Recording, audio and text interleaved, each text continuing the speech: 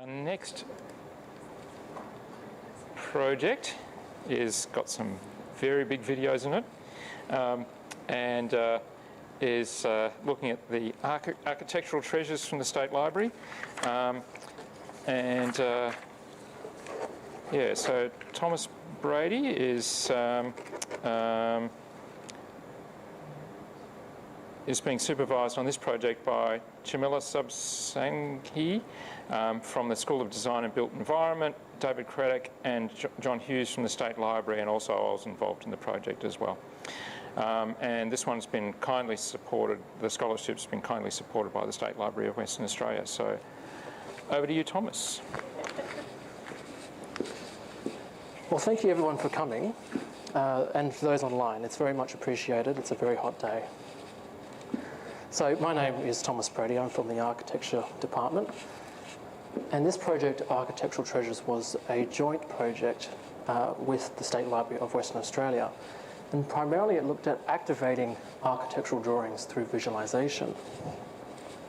So the project came about because the State Library has these huge, large collections of stacks with thousands of drawings in them. So large that I actually found last year's intern still there. So Curtin, HIVE and the State Library came together to figure out how can we actually bring these out from these stacks into the public? How can we create an engagement that just goes beyond traditionally just showing drawings of architecture? How can we use visualisation to do that? And that became the core brief. But that begs the question, which architectural drawings? Which buildings? We had three shortlist criteria. The first one is that the buildings actually had to have a large enough collection of drawings, but also photographs, oral histories, and other media to support potential exhibitions and the visualisation experience. But they also had to have an interactive story that would actually engage today's audience. And then they had to align, of course, with the State Library's objectives and future direction. So three candidates were shortlisted. First, the Perth Pensioner Barracks, Lost Theatres of Perth, with a particular focus on the Hoyt's Regent Theatre, and the Swan Brewery. Now, out of all these, we picked the Perth Pensioner Barracks because whilst it met this criteria, it actually had a rich living memory that people could still identify with today. In fact, when I was telling my grandfather about the potential buildings to choose, he went, "Oh, choose the barracks." I remember the story, and he was telling me his interpretation of events. So the barracks started off, designed by Richard Roach Jewell, built in 1886 to host or house pensioner guard force. Now, these guards came across the ships and performed a guard duty on these convict ships.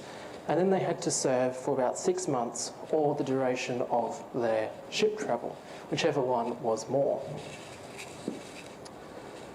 And then they were allowed to retire from the military.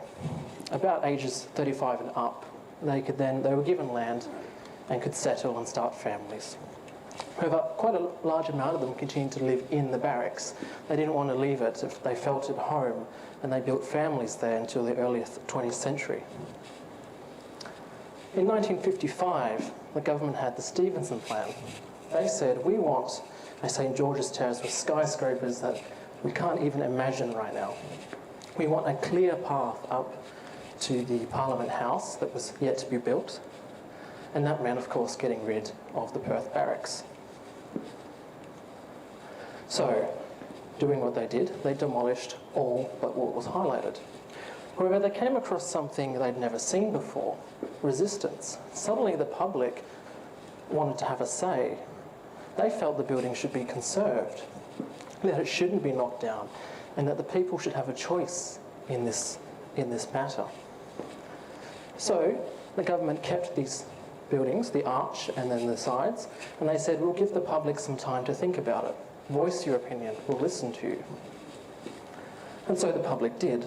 They held quite avid protests. As you can see from this media of Channel 7, boom for the barracks.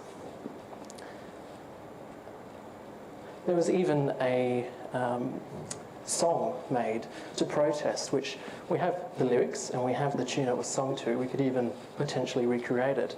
But the media had a field day, lots and lots of puns. You know, arch rivals making hay. There was one that referred to Premier Brand as the arch enemy. So we had, as I said, on one side the public here, trying to defend and conserve the barracks. Then the other, you had the government wanting to remove it to fulfil their plan. Eventually, despite the public outcry, all that remains is now the arch. The government did demolish the remaining sites. And this is what stands today on the end of St. George's Terrace.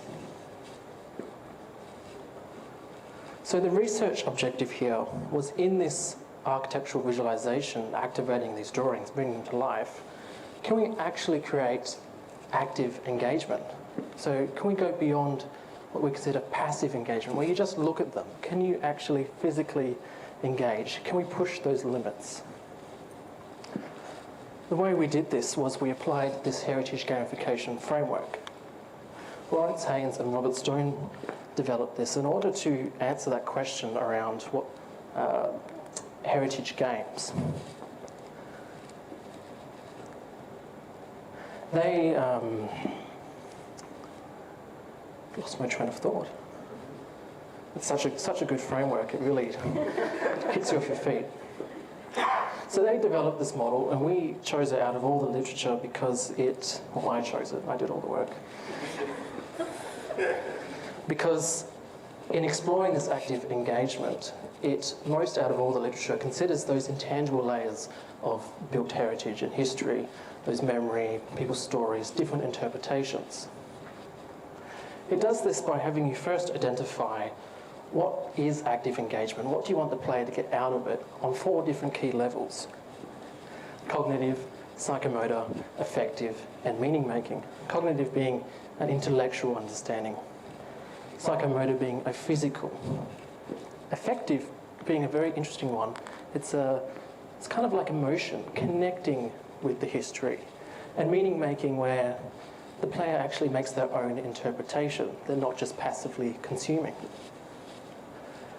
And then it has you identify what parts do you actually want to, of heritage and history, do you want to integrate into this active participation?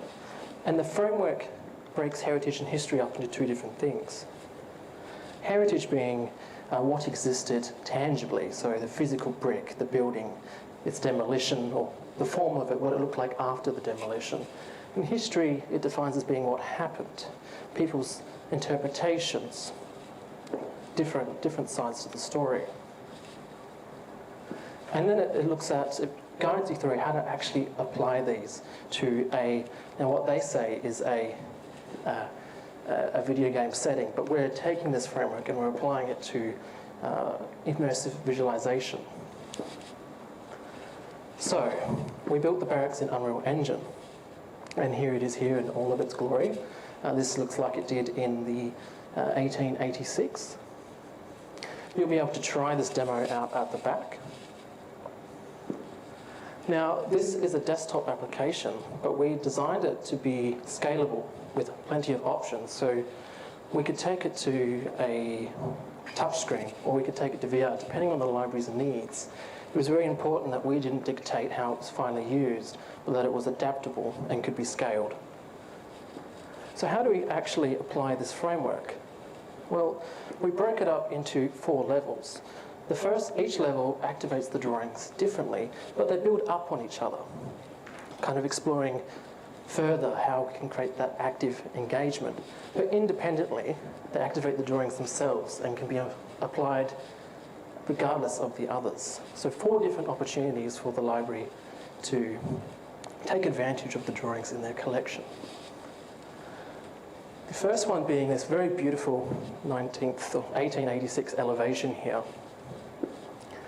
If we bring it into the game, or into the visualization experience, I should say, we can do what's known as replication, where the player can see the drawing with what is there today, and they can start to understand the design intention and see this drawing more than just a a printed media on a wall, or they can actually imprint it onto the building.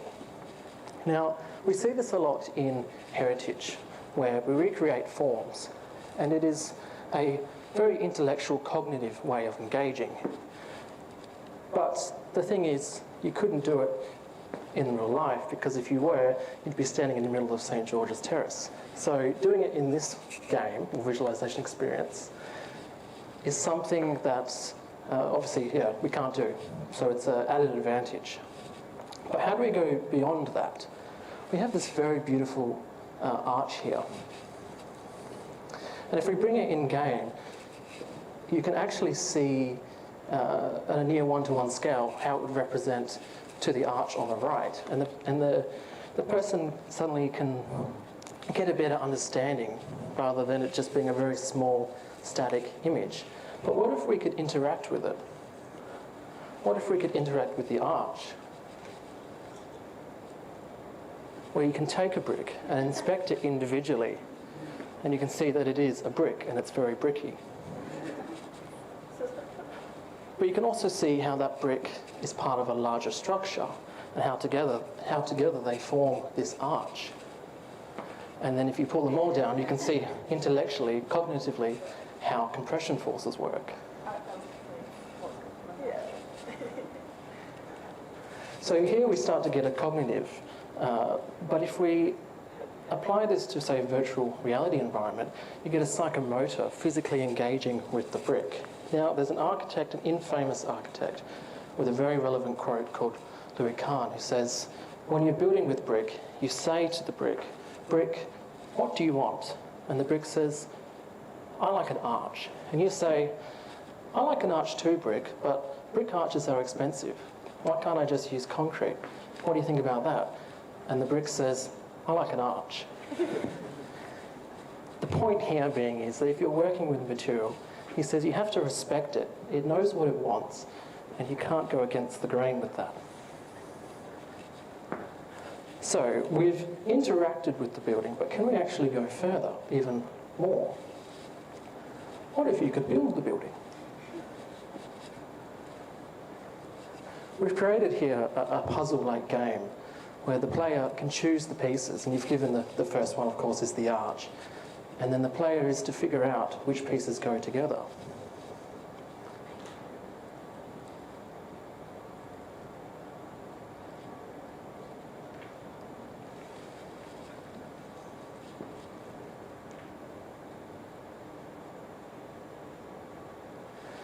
See, the key activation of the drawing here is that you return it to what it once was, a set of instructions.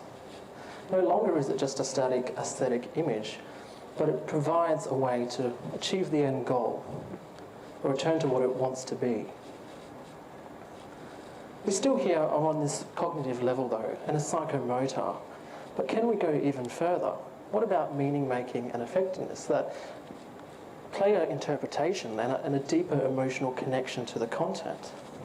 See, therein lies the rub, for that's actually a very difficult thing. But what if we did an Uno reverse card? What if we asked the player a question? What do they feel should have been conserved? What if we provided them with a platform to answer, something that hasn't been done before? What if the player can break the building up?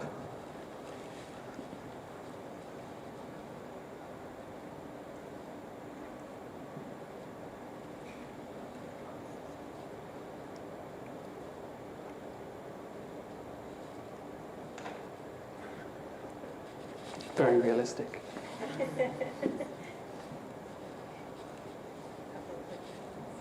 Fun for all ages.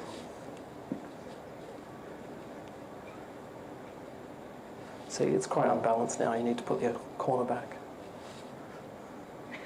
Just for aesthetics.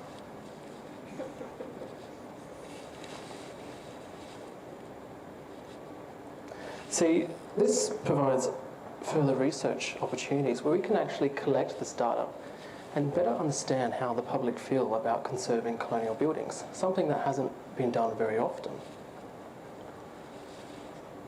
And overall, as you see, this level starts to actually make effective and meaning-making core part of the engagement.